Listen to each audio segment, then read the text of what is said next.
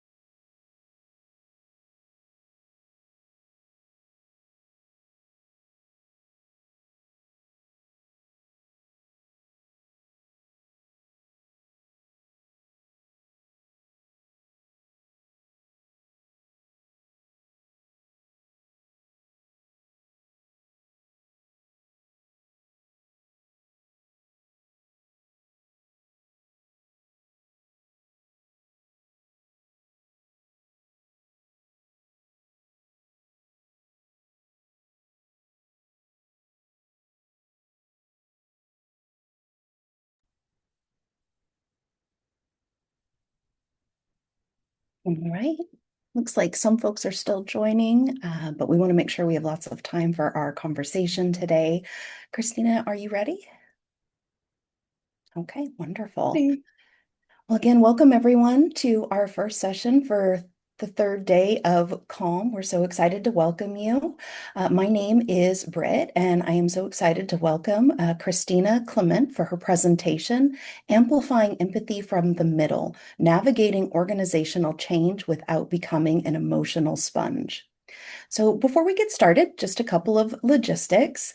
This session is being recorded, and Kristina has shared she has provided her slides along with the presenter notes, so those will be available after the conference. And captions are also available via Zoom for this session. So Lissa has put some information in the chat about how to turn those on, if that's helpful. For this session, please use the Q&A feature for any presentation questions, and we will be taking questions at the end. For general comments or any technical issues, please put those in the chat along with any other conversations, resources relating readings, podcasts that you think might be relevant or of interest to the attendees for this session. And we can get those into Calm's resource Zotero. We also have Kim joining us to help make sure that we create a welcoming environment for all our participants with our code of conduct.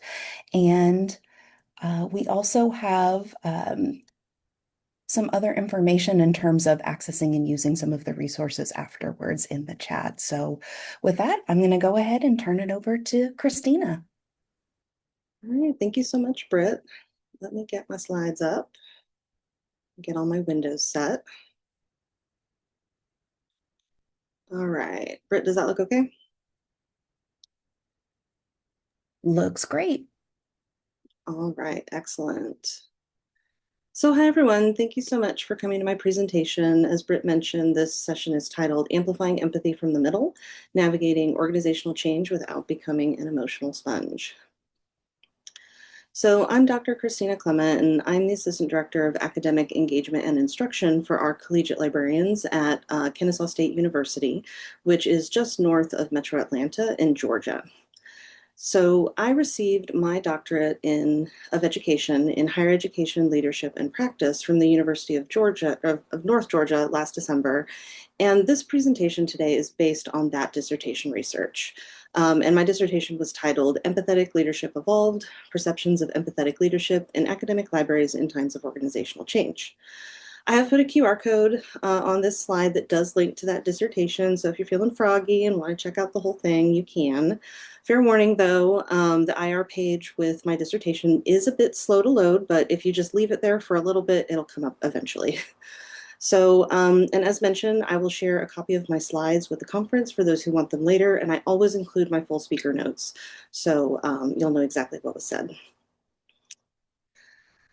Okay, so here's what I want to cover today. So we're going to start with a bit of framing about empathetic leadership in academic libraries and the challenge of middle management during organizational change. And I'll share with you how my dissertation research ended up evolving empathetic leadership theory. Then, instead of sharing the direct stories of my participants, which you are welcome to go read in the full dissertation, instead I've crafted 4 story-based vignettes that are based on the research, that are management scenarios that are all situated in the tension of reorganization in academic libraries. And then once we've gone through those 4 vignettes, I'm going to show you a bit of what empathetic leadership can look like in practice using an empathy amplifier framework that I think can probably help reduce some of the empathetic strain that we sometimes feel as managers. So much of this presentation is framed around reorganization in academic libraries. So I want to start off with a little bit of interaction, and I'm going to ask you to consider some specific reactions you might have to a scenario. So we're going to join a Mentimeter presentation. So if you want, you can scan that QR code, or you can go to menti.com and enter the code 37857435. And I believe Alyssa is going to drop a direct link to the presentation in the chat. So I'm going to give folks just a minute to join. I got my little counter down here so I can see how many we might have in the presentation. And yes, you can smash that like button if you want on the Menti. The students I teach love to do that. You can see those little thumbs up flying there. That's kind of fun. All right. So I'm going to give it like 10, 15 more seconds. I'm still seeing that number growing. I want to make sure those who want to participate get a chance. And you don't have to participate. You are welcome just to watch the activity and digest it. But I think this will be a little bit of fun. Okay, so I see that number leveling out. So on the next slide, I'm going to pose the scenario to you. So here's the scenario. Imagine you are working in an academic library during a significant organizational change. People around you are reacting with worry, frustration, uncertainty, and other strong emotions. So depending on your role, you might be expected to lead, to support, to interpret, to respond, or just to simply keep moving through that change alongside others. What I want you to consider is, what about this scenario would make you most nervous, hesitant, or anxious in whatever role you occupy? So let you think on that. And if you have lived this scenario before, please consider what you felt nervous, hesitant, or anxious about when you were going through it. So we're going to take just 10, 15 seconds to think about this, and then I'm going to move to the next slide where you can enter your answer.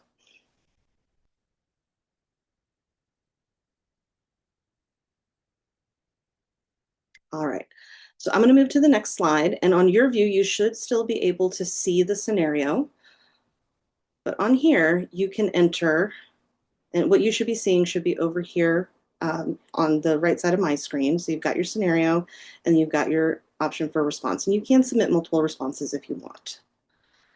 So what we're going to do is I'm going to let you put in your responses, and then once they've kind of leveled out, I'm going to click start voting. And if you see something that really resonates with you, maybe you're like, oh yeah, I actually do feel that way, you're going to get to upvote.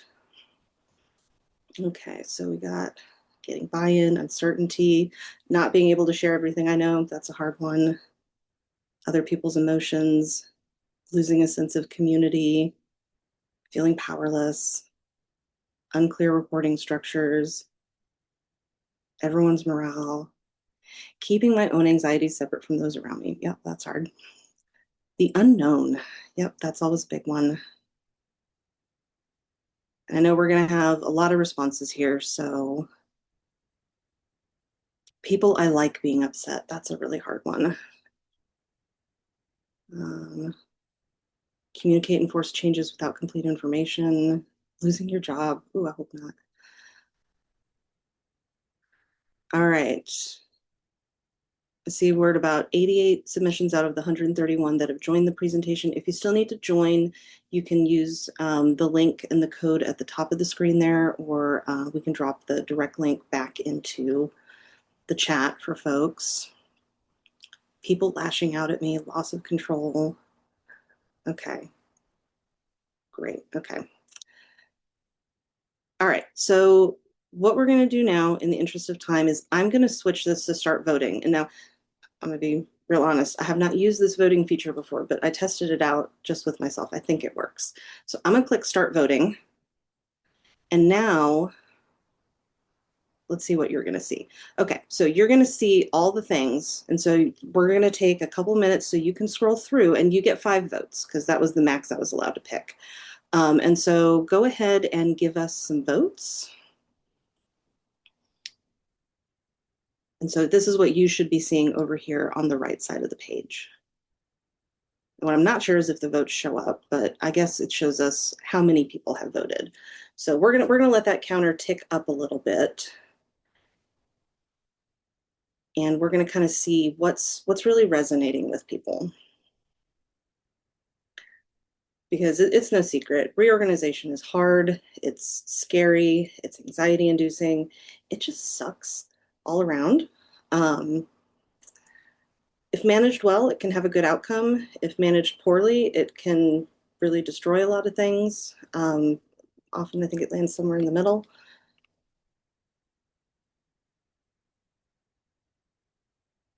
All right, I'm going to give one more minute for voting, and I'm going to be a really good instruction librarian. I'm actually going to set a timer on my watch to let people vote.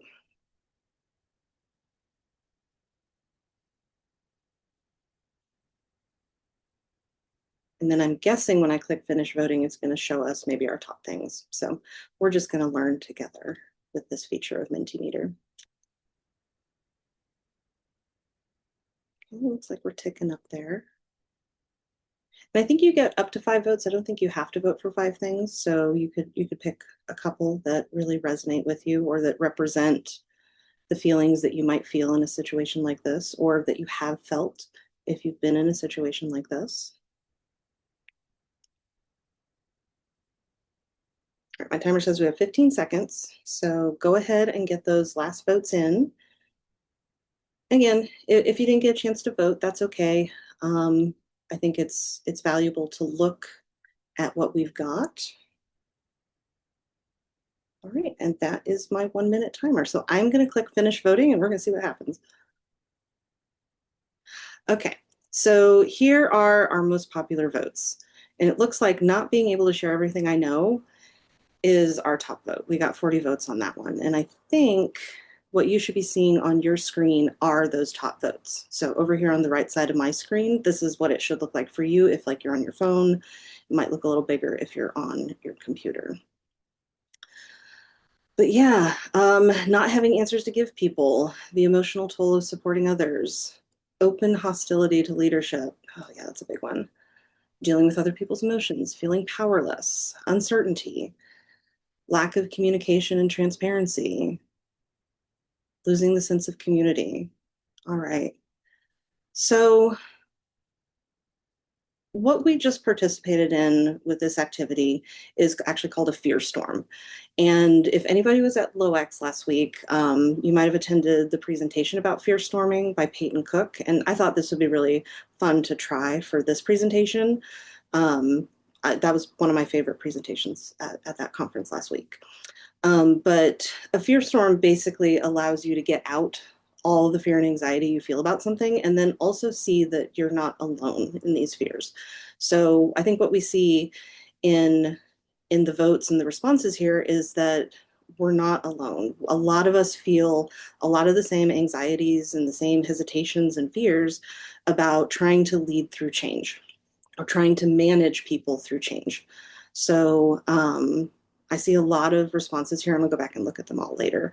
But it's definitely nice to see that some of these are really common to all of us. And so I think sometimes the first step towards either leading with empathy or making sure that you're leading with empathy but still taking care of yourself is acknowledging these fears and voicing them. So even in an anonymous situation like this. So we'll go back here. There's that scenario again. So thank you very much for participating in that fear storm with me. I hope you enjoyed it. I certainly did. Okay. So it's not a big surprise. Higher education changes really fast, and organizational change is really a key leadership skill for higher ed leaders, especially when we are in a rapidly changing landscape. And empathy, the literature shows, is a really key leadership attribute for higher education leaders because empathy helps build trust and connection throughout an organization if it's done right. And in the context of academic libraries, where most of us live, we really have this lack of formal leadership training in general, and that kind of compounds the complexity of organizational change in our environments. So my dissertation research initially looked at leadership in a broad sense, but by the end of my research and analysis, I really discovered that those in the middle of organizations, our middle managers, they are absolutely essential to the success of an empathetic leadership model in academic libraries. And yes, in case you're wondering, my research on reorganizations in academic libraries was inspired by true events. The Kennesaw State University libraries completely reorged in 2024, and the highs and lows of that experience were very highly influential to my dissertation. So all of this led me to kind of a new question. Why does the middle feel so hard during organizational change? There's a lot of reasons, but here's a couple. So middle managers often occupy one of the most unstable positions during organizational change. So senior leadership may be expecting alignment, implementation, and like a calm atmosphere, acquiescence. Employees really need honesty, support, and clarity during these times. And at the same time, the middle managers often have very limited authority over the change itself and limited information about what comes next and why. And such a position can really turn the middle into more than just an organizational layer. The middle can become a place where uncertainty, emotion, and expectation all collide. And when empathy becomes an expectation, but not a structured practice, that role can start to become unsustainable. So in many libraries, empathy shows up as an unspoken expectation of middle management. Middle managers are expected to listen, study the room, interpret these difficult decisions coming from admin, and support employees through the uncertainty. But empathy is rarely operationalized in clear managerial terms. And without a framework, care can quietly become overfunctioning. So support turns into emotional absorption of everyone's frustrations. And good intentions by themselves are just not enough to make empathy sustainable in a role that's already carrying so much pressure. So my research started to push me towards a different question. So not simply whether empathy mattered, because it does, but how empathy was actually moving through the organization during change. And simply put, empathy is recognizing, understanding, and sharing the emotions of others. It's like the most simple definition. And so to ground what follows, I just want to briefly situate the research behind this presentation. So my doctoral study examined organizational change in a large academic library using a qualitative approach. I was guided by empathetic leadership theory, and I looked across organizational levels to really try to better understand how change was being experienced and interpreted. So my study employed qualitative research design. It was a phenomenology. So it was looking to explore how leaders, middle managers, and followers in academic libraries experience and interpret empathetic leadership during times of change. That's a mouthful. I do want to briefly note that the term followers is commonly used in the leadership literature to refer to someone without managerial or supervisory responsibilities. So but more generally speaking, someone who is following the lead of another. It's not meant to be a diminishing term. It's just what the leadership literature uses and what I chose to use in my own research. So I did sequential interviews. That means multiple interviews with each participant. That really helped build a lot of rapport, openness, and I got to revisit parts of their stories a second time to ask more questions and learn a little bit more about the context. That was incredible. And as the analysis developed, both through inductive and deductive constant comparative analysis, if you want to know more about that, you can ask me later. The middle managers in my study kept standing out. So not only as like people responding to change, but as the people who were shaping how that change was communicated, carried, and lived by employees. So while I don't really have the time or the desire to do my whole dissertation defense over again, I did want to share this one outcome of my research, and that's the evolution of empathetic leadership theory. But before I share with you how I managed to evolve that theory, which I actually did accidentally, I want to take a look at the theory as it stood before I applied it to my research. So quick background, empathetic leadership theory was first named and applied by a researcher named Ned Koch and his colleagues in 2019. That's the first instance of empathetic leadership theory that I was able to find. And so they describe empathetic leadership theory as relational. So leaders recognize and address the emotional needs of followers. Two people, two things. So Koch and his colleagues frame empathetic leadership theory as a dyadic process between leaders and followers, and they posit that empathetic leadership creates an environment of trust, support, and shared respect. So the model you see here represents the relationship between leadership and followership and the impact that each have on organizational culture. I made this in Lucidchart if anyone's interested. And while I did derive this model from Jason Martin's 2019 article on leadership and followership, the model ended up fitting Koch and his colleagues' empathetic leadership theory model rather well because it kind of helps visualize that dyadic relationship, that relationship between two entities. And although the original 2019 work has been pretty widely cited, most scholars are using it to support other theories rather than to expand on it. And to my knowledge, my dissertation research is the first empirical study to really retest and advance empathetic leadership theory itself, which is kind of cool. So again, this foundational work comes from Koch and his colleagues in 2019, and they posited this as a dyadic relationship between leader and follower. But that's kind of all they did. I had to build from their work. And so I named and defined these three specific components that I really found central to understanding how empathetic leadership works in practice. And those three things are emotional awareness and support, building trust and collaboration, and balanced and sustainable leadership.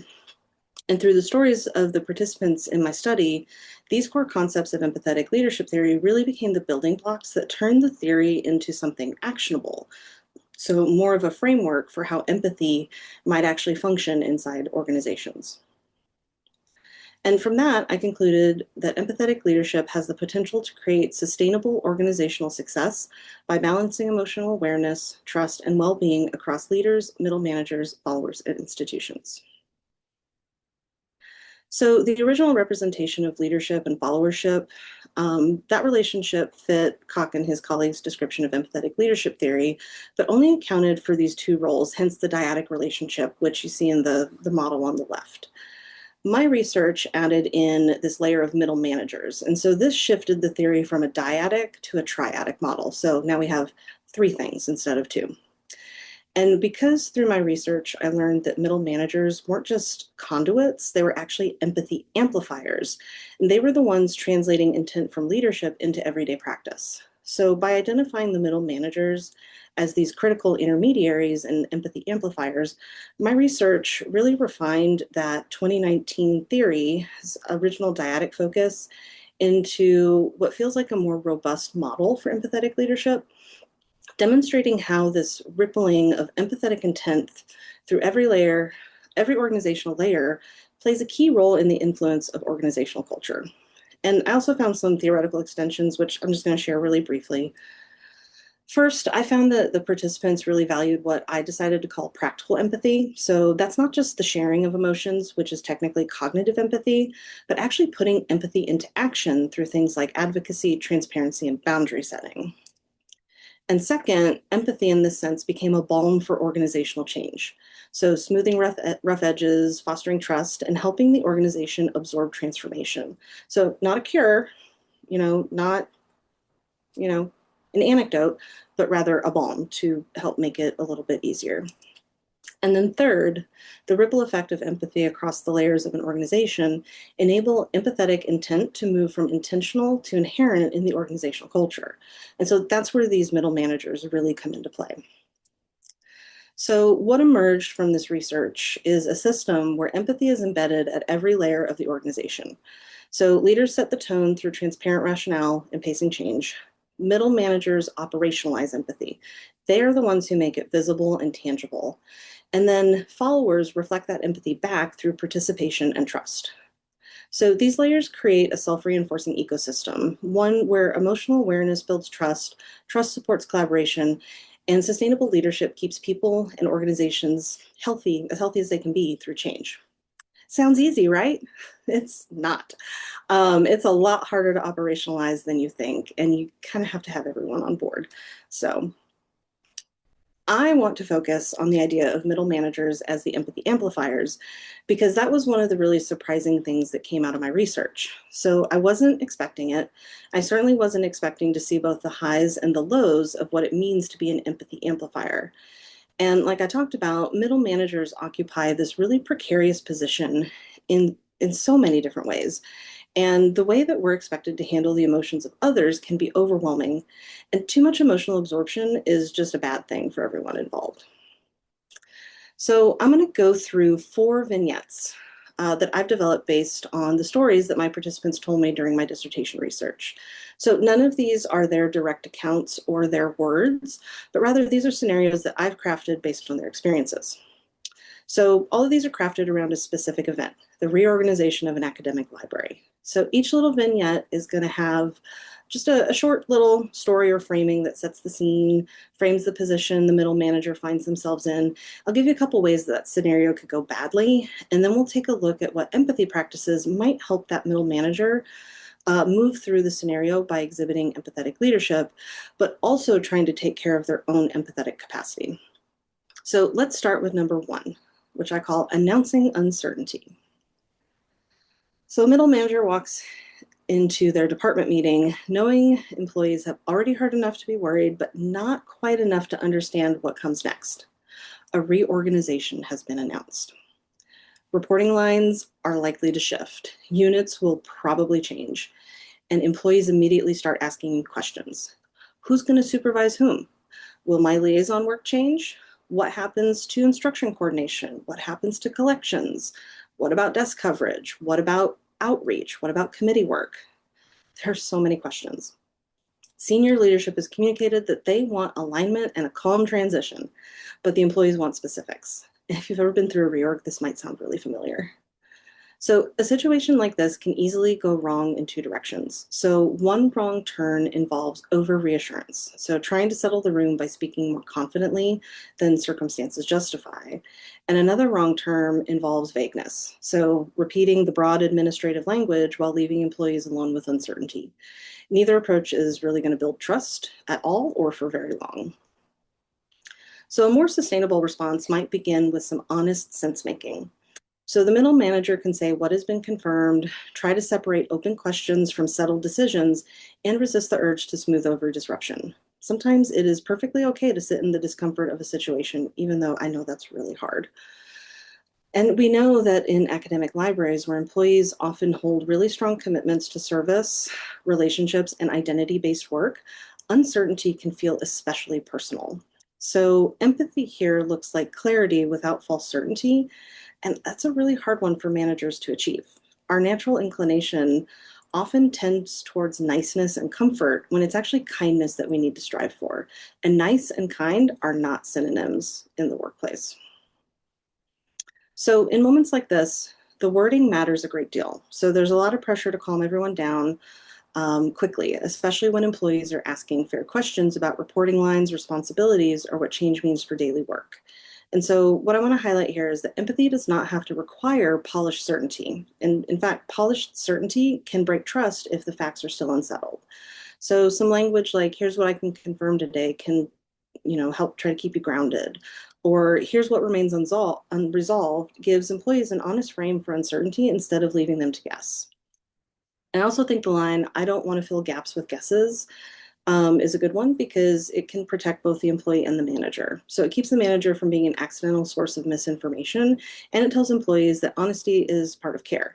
And same thing kind of goes for, I know uncertainty is uncomfortable, and I want to be clear about what I do know and what I do not know. And the empathy risk here is important. Over reassurance, over explaining, or retreating into vagueness is just far too easy and tempting to do. So in other words, a manager can go wrong by trying to make uncertainty disappear with the language they use. I think the stronger move is to make uncertainty more bearable through clarity. And I'll be really honest, this takes a lot of time and practice. It's not going to happen overnight. All right, here's vignette number 2. So during the reorganization, and this one's called Holding Everyone's Emotion. So during the reorganization, one middle manager starts becoming the emotional magnet. After meetings, employees stop by their office or send Teams messages wanting to process the new reporting structure, wanting to talk about the shift in public service expectations or tension around how decisions are being communicated. Some employees are anxious about workload. Some are angry about losing familiar patterns of work. And some simply want someone in management who's going to listen without becoming defensive. At first, a role like this or a position like this can feel like a strong place to be in library management. People seek you out. It can feel good. Listening is supposed to build trust. Advocating upward to administration feels like the responsible thing to do. A manager really wants to protect their employees and also wants their own leadership to understand how change is being felt on the ground. But over time, a quiet problem develops. Every concern starts collecting in one place. And the middle manager carries frustration upward, absorbs disappointment downward, and keeps showing up as the emotional steadiness for a whole unit. And the emotional absorption of the team for that one person becomes unbearable. So a better path is going to try and keep care present without turning one manager into the library's emotional holding tank. So a manager can listen for patterns, identify what needs escalation, and be honest about what falls within managerial influence in academic libraries, where collegiality and care are often deeply valued. So emotional absorption can look noble for a little while, but eventually emotional absorption becomes unsustainable. And empathy works better in a situation like this and is more sustainable as a leadership practice when it's supported by boundaries. So this scenario gets at one of the hardest parts of middle management, I think, which is being available without becoming all absorbing. So in periods of change, employees often need a place to process confusion, disappointment, or frustration. And a good manager does need to listen, but listening can quietly turn into accumulation if every concern starts living inside one person. So I just want to call attention to some practical phrasing here. Things like, I hear a recurring concern here and I want to bring the pattern forward. Could be helpful language because it's going to try and shift a manager away from carrying every individual detail alone. So it's going to turn the work into pattern recognition and advocacy rather than just emotional storage. I may not be able to resolve every part of the issue, but I do want to make sure that the concern is clearly named is also a pretty important phrase. So middle managers are often expected to care deeply while holding limited authority. So naming your limits honestly can actually preserve trust because it keeps care from sliding into a false promise. Similarly, I want to support you and I also want to be honest about what is within my role to change is also a good phrase to have in a situation like this. So structure matters here because empathy without boundaries can quietly turn a manager into the organization's emotional sponge. And that's not sustainable care. That is depletion. All right, so next we have vignette number 3, when feedback cannot wait. The reorganization has been difficult for everyone, but it has been especially difficult for one employee in regard to their performance. The middle manager knows a supervisory conversation cannot wait any longer. Performance concerns with this employee are starting to involve things like communication, follow through, collegial behavior, responsiveness, and reliability in shared work. Under ordinary conditions, this conversation would already be difficult, but during reorganization, the stakes feel even higher. Employees likely already feel unsettled by shifting roles, maybe new supervisors, certainly revised expectations, or just broader uncertainty about how the library will be organized moving forward. So a manager here can go wrong by delaying this conversation in the name of misplaced compassion, where we're trying to relieve someone's suffering. And in many academic libraries, as we mentioned, care and collegiality are powerful values for a lot of us. So hesitation can feel humane in the short term, but yet delay often creates a different form of harm. It creates unclear standards, uneven expectations, and deeper frustration across a team. So another wrong turn involves swinging the other way, swinging too far into firmness and stripping warmth from the conversation entirely. So a stronger response is going to try and hold dignity and accountability together. Again, these things are hard, they take practice. But the manager can acknowledge instability, keep expectations visible, and try to deliver feedback with clarity and care. So in our situations, in our libraries, where so much work depends on trust, collaboration, and shared responsibility, accountability really shouldn't be the opposite of empathy. accountability, when practiced well, becomes an essential part of care. So this scenario addresses a tension that I think many academic library managers know pretty well. Holding a difficult supervisory conversation when the broader environment may already feel unstable. So in a time of reorganization, it can feel almost cruel to add a performance conversation to an already stressed moment, but avoiding the conversation often creates a totally different kind of harm. The practical language here matters because it refuses both extremes. So things like, I want to approach this conversation with care and clarity, tries to set the tone immediately. It tells the employee that the conversation is serious, but not necessarily punitive. Also, things like, I recognize change has created strain, and I still need to address a performance concern, acknowledges the context without letting that context erase the expectations. And I especially like, my goal here is not punishment. My goal is clarity, support, and accountability. So when we value collegiality highly in the workplace, managers can slip into this hesitation because they don't want to damage relationships. And so language like this can help hold both dignity and direction in the same conversation. But here's the core point. Empathy does not remove accountability. Empathy shapes how accountability is practiced. It changes tone, pacing, and framing, and clarity is really key. Again, it also takes a lot of practice. You're not suddenly going to be able to do these things overnight, but it does help to have them maybe written down somewhere that you can pull out if needed. All right, so last little vignette, number 4, the quiet drift of labor. So after the reorganization is finalized, formal hierarchies may change faster than daily labor does. A new structure appears.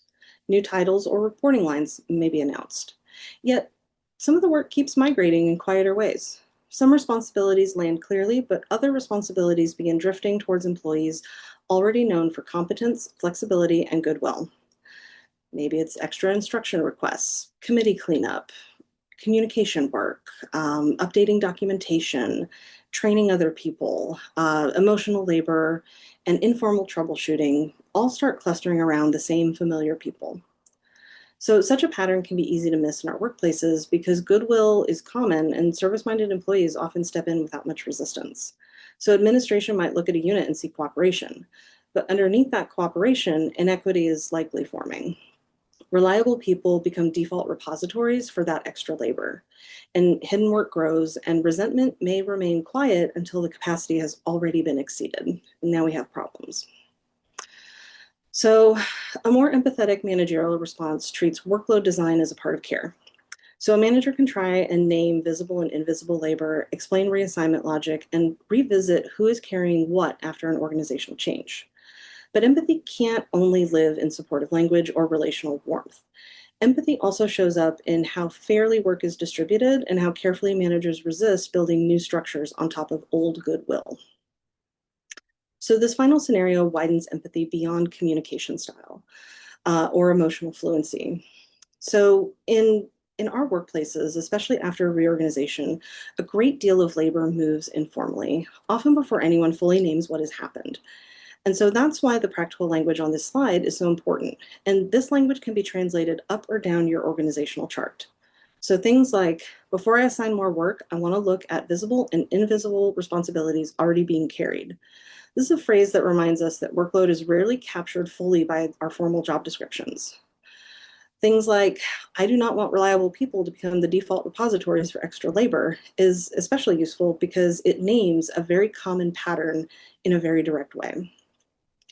I also think, let's name what was shifted formally and what was shifted informally can be a powerful line for academic library middle managers because reorganizations often move work in both official and unofficial ways.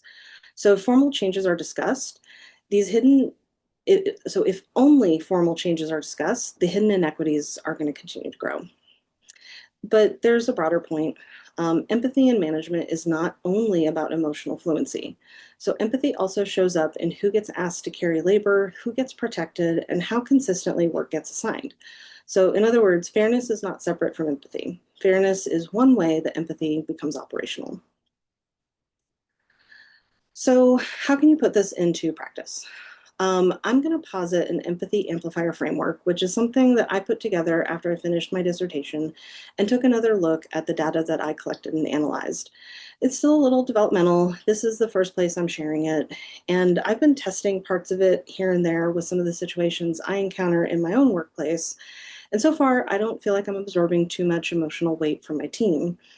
But I also acknowledge that I've been practicing some of these things for a long time without knowing I was doing it. So now seeing it in my research and in my own practice and giving it a name has made me approach emotionally tense situations with a bit more intention and care, both for the employee and for myself.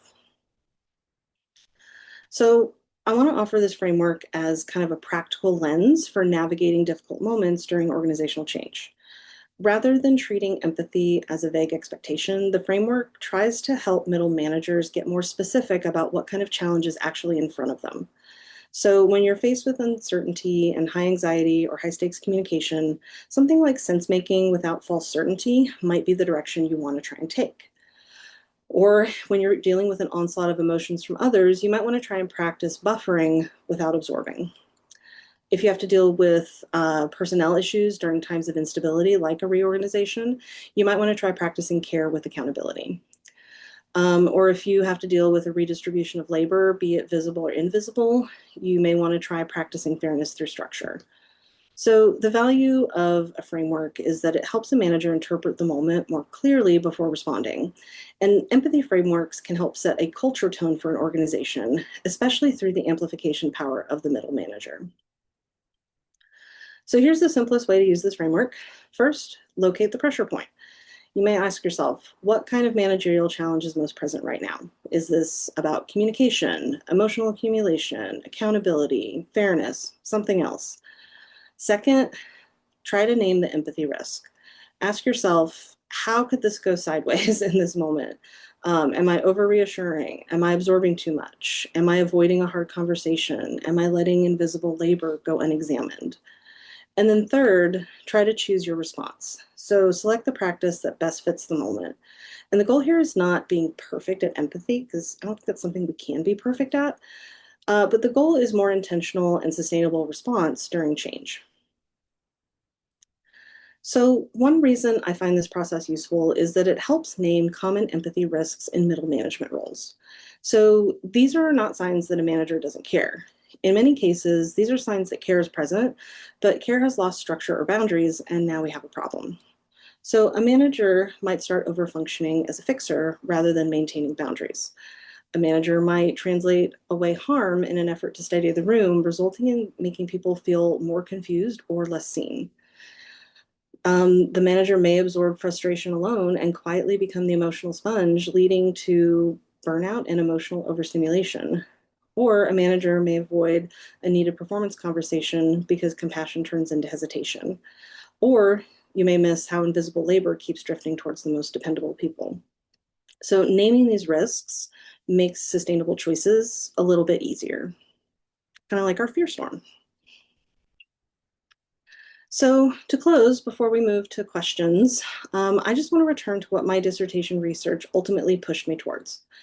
Organizational change in academic libraries is often experienced most intensely in the middle of the organization, where expectations, uncertainty, and emotion all converge. So, what emerged from my research is that middle managers do a lot more than just relay change. Middle managers have the potential to help shape how change is understood and lived by employees. And so that's a lot of why I began thinking about middle managers as empathy amplifiers. So for me, one of the most important takeaways is that empathetic leadership in academic libraries becomes far more sustainable when empathy is supported by language, boundaries, structure, and culture, all the way through the org chart from the top to the bottom. And at a theoretical level, the empathy amplifier lens helps extend empathetic leadership theory beyond that simple leader-follower dyad and closer to the layered reality of organizational life. So here's just a couple of suggested readings. I didn't have a lot of room on the slide. I literally have hundreds more in my Zotero from my dissertation research. So if you're interested, reach out. I'll happily share a public library with you. And again, here's a link to the full dissertation again. It is really long. Please feel free to skim it if you end up checking it out. I really don't mind. And so with that, I'm happy to take questions, and I hope that some of you reach out after this conference if you want to continue this conversation.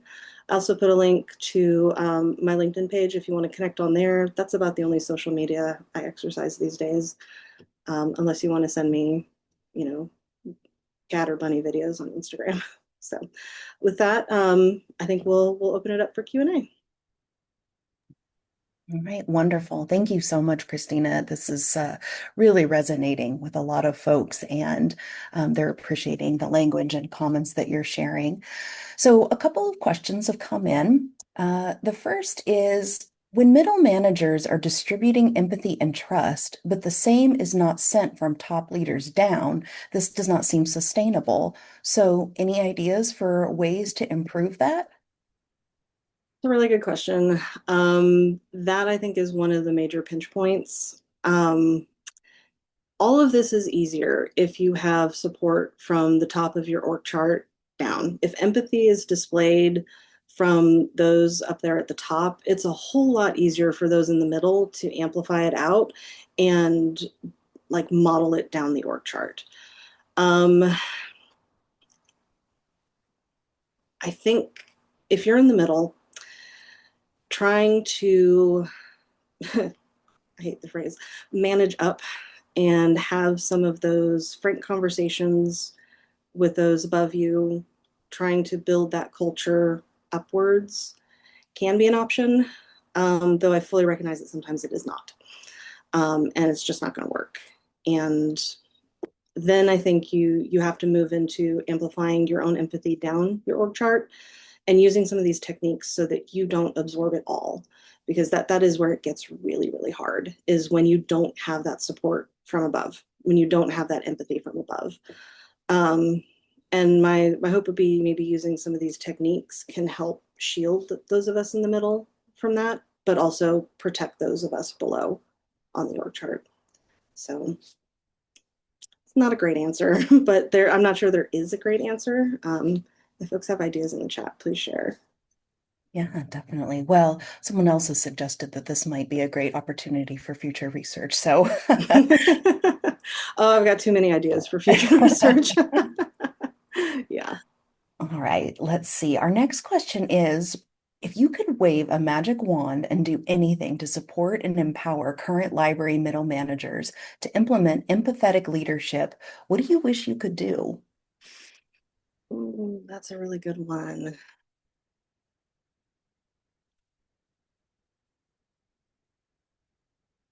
Let's see. I guess if I could wave a magic wand and let's see, what is it? Empower middle managers to implement empathetic leadership. I think it kind of relates to that first question. I would want to wave a magic wand and get admin at the top on board, because if your dean or AVP or your director is on board with kind of a framework like this, everything can get better. It lowers a lot of those barriers. It shows the rest of the organization that humanity is important to people.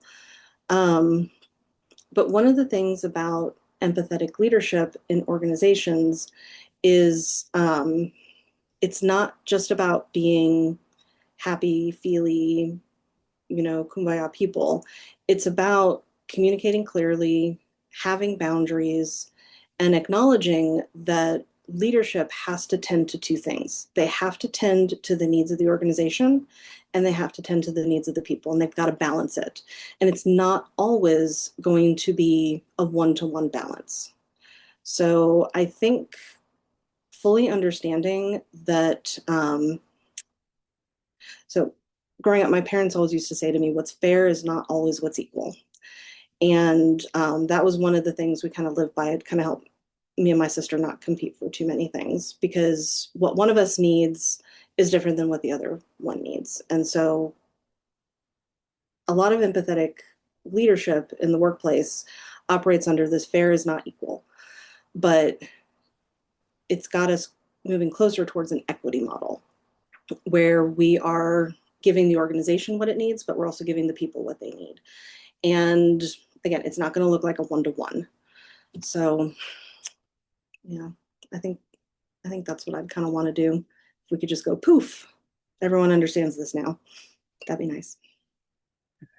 Oh, I love that. I love that as, balance is not necessarily equal. Hmm. All right, let's see. Our next question is, kindness and clarity is so important, but what happens if you don't have the full knowledge of why decisions were made, and how can you best provide clarity in those cases? I think in a case like that, you need to retreat into honesty and admitting that you don't have clarity on this situation. Because that in itself is a clear stance saying, I don't know. I was not given that information. I can't communicate why or how. And I think it would really depend on your own positionality. If you feel like you're in a place where you can go and ask for that information and get clear with those above you who might be making the decisions about what you can and can't share. Um, so, yeah, I mean, clear is kind, and honesty is a form of clarity. All right, great. Thank you. Another question, can you give an example of invisibility responsibility? I think this was specifically in response to Vignette 4. Yeah, so um, I think what I was thinking of when I was talking about invisible responsibilities are, the things that aren't like really in your job description, but you do anyways. Either maybe you like doing them. Service commitments can sometimes be semi-invisible because, a lot of us have service baked into our jobs, but it's not as clearly defined as maybe it should be. So you might be taking on more service than necessary, or if you're the one that always takes notes at the unit meeting, even when that's not necessarily your responsibility or it doesn't rotate. Those could be some invisible responsibilities. I think it's going to kind of vary from workplace to workplace. Um, I've also had colleagues and employees in the past who just end up doing a lot of stuff that's not in their job description because they either like doing it or they saw a need for someone to do it. And even though it's not their responsibility, they pick it up anyways because they are kind and willing and, trying to be collegial. So recognizing when stuff like that is happening, I think would be trying to identify those invisible responsibilities, ones that are not part of your job, but that are getting done um, despite, boundaries. Yeah, I see in the chat someone who always circulates the birthday cards. That's not me. I'm terrible at cards. Never gonna get a card from me ever. I like that. Got to know your strengths and when you got to delegate and turn to others, right? Yeah, exactly. This is another question, I think that has some ties into the one that you just answered. So, do you have any advice for those who might not have a formal position, so maybe some invisible responsibility there, but other staff look to that person for answers or clues on how to react to change? Oh, yeah, that sometimes parallel leadership, or maybe you've been there a long time and you just kind of know how stuff works. Oh, any advice? Um, I would say if folks are always coming to you for the answers or clues on how to react, and that's not your responsibility, that probably signals that it is time to have a conversation with whoever your supervisor is to let them know that this is happening.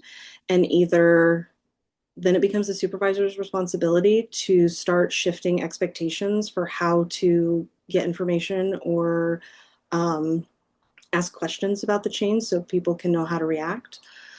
Um, I would not recommend letting that go on too long, or you're going to be doing a lot of uncompensated labor, actual labor, and probably emotional labor. So I would hope that if you're in that position, you would have a supervisor who's open to a conversation like that. I also recognize that that might not be the case. And for a situation like that, I don't think I have any good direct advice, unfortunately. That's a challenging one. Hmm. I'm gonna Yeah. I'm going to combine two as well that also address another challenging issue with this, but are both kind of getting at the same question, which is either performative or false displays of empathy from upper Mm, management. So if somebody leading change is performative in their sense of empathy and come off as being empathetic, maybe in public or conversations, but then has very different actions that follow up on that.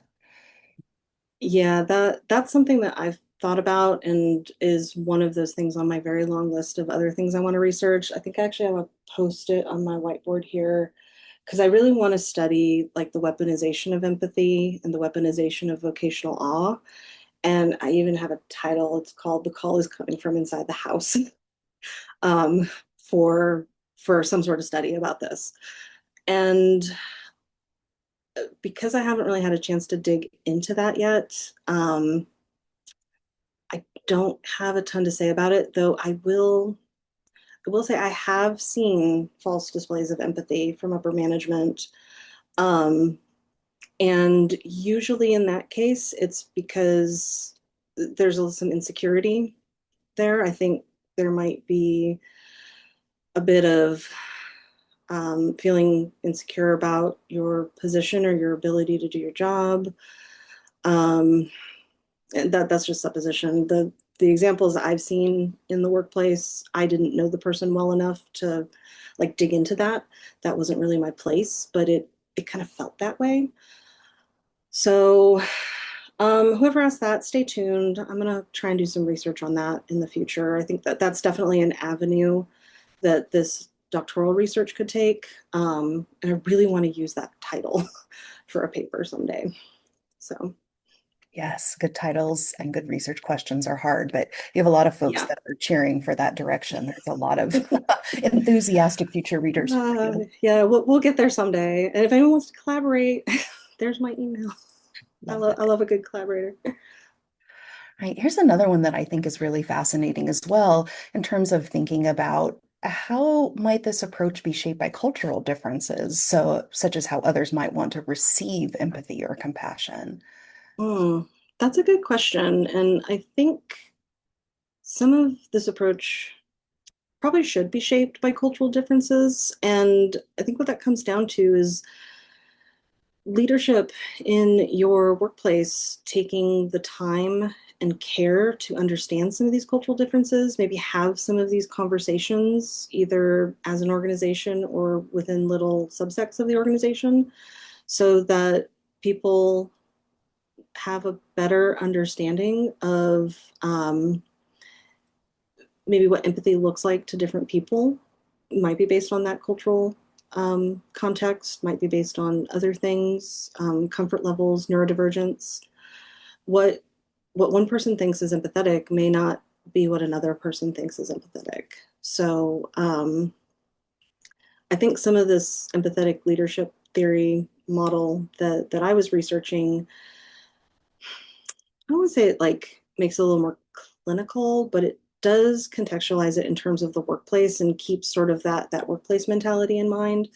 So it's less about, like empathizing with your friend or a family member going through something difficult. It's always taking the context of the workplace and the organization into mind. And so um, that definitely does have its own nuances when we're thinking about cultural contexts.